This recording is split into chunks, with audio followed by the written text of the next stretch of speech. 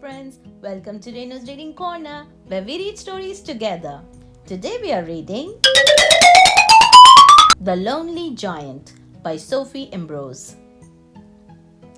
In a cave on top of a crag, in the middle of a huge forest, lived a giant.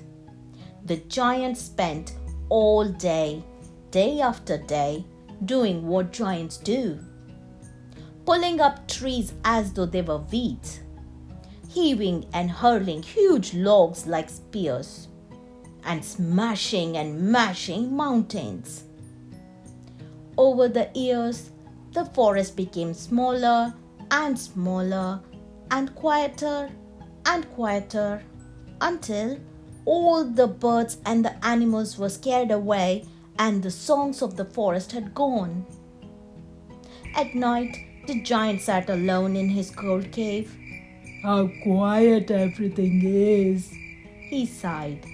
"I remember the forest full of birdsong with plenty of wood for my fire." The giant grew lonelier and lonelier. Then one day, when the giant was hard at work, bashing and smashing, little yellow bird appeared. She followed the giant all day long, singing to him. The giant enjoyed the singing so much, he caught little yellow bird and put her in a cage. "Now you can sing to me whenever I want," he said. "I won't be lonely anymore." But little yellow bird grew sad, and the sadder she got, the less she sang. Soon little yellow bird was too sad to sing at all. Gently, the giant helped little yellow bird out of the cage and said, "I'm sorry."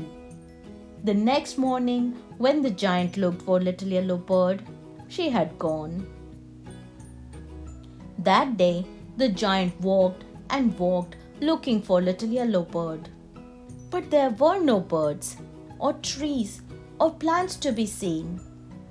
"If only I could bring them all back," he said. "I must mend what I've broken." The giant worked hard to rebuild the forest. He sowed seeds, he mended mountains, and he planted trees. Then the giant watched and he waited. Slowly, over the years, the forest became bigger and bigger and noisier until all the birds and the animals came back to their beautiful green home. And the forest blossomed with new life again. The giant wasn't lonely anymore. He was happy at last. So was little yellow bird, whose song filled the forest all day, every day. The end.